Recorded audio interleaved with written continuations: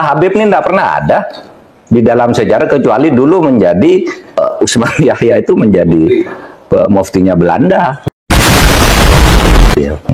Yang mengharamkan kita melawan Belanda justru itu Habib yang jelas itu tertulis dalam sejarah. Kalau Habib berbisik ke Bung Karno kapan dan tidak pernah ada. Bahwa Utsman bin Yahya mengatakan bahwa mengeluarkan suatu fatwa melarang untuk melawan Belanda itu kebenaran yang nyata, teman-teman. Cerita itu gitu. Orang boleh mengatakan ya, putra-putranya melanjutkan misinya sampai kepada seorang yang dinamai Al-Faqihil Muqaddam. Al-Faqihil Muqaddam ini sosok yang diistilahkan mematahkan pedang. Kami tidak akan melakukan kekerasan apapun. Kami berdakwah dengan akhlak yang baik.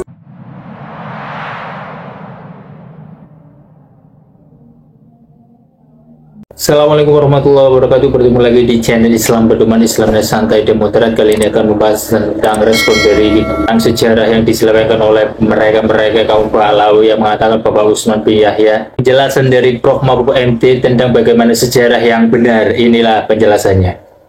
Cerita Habib ini tidak pernah ada di dalam sejarah kecuali dulu menjadi Utsman Yahya itu menjadi muftinya Belanda. Yang mengharamkan kita melawan Belanda justru itu Habib yang jelas itu tertulis dalam sejarah. Kalau Habib berbisik ke Bung Karno kapan dan tidak pernah ada. Bahwa Utsman bin Yahya mengatakan bahwa mengeluarkan suatu fatwa melarang untuk melawan Belanda itu kebenaran yang nyata, teman-teman. Cerita itu gitu. Orang boleh mengatakan ya, oh, mungkin Bung Karno bicara berdua ya, Anda ada sejarah tuh tidak bicara, tidak percaya pada bicara berdua. Itu satu. Itu menodai merusak rasa kebanggaan saya bahwa ini perjuangan bangsa Indonesia sendiri, bahwa ada Habib membantu ya bisa saja kan, bukan hanya Habib yang membantu, anggota BPUPK itu kayaknya tidak ada Habibnya. Kalau Cina ada, Jepang ada. Itulah respon dari Bapak Mahfud MD mengenai tentang Habib yang katanya berperan penting untuk kemerdekaan Indonesia, nyatanya malah menjadi antek Belanda yang menjadi bukti fatwa untuk tidak melawan Belanda.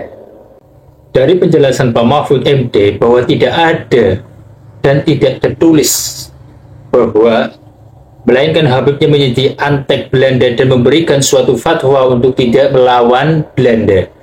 Jadi Utsman bin Yahya itu merupakan mufti dan memberikan suatu fatwa untuk pribumi tidak mengusir Belanda atau melawan Belanda apapun yang terjadi.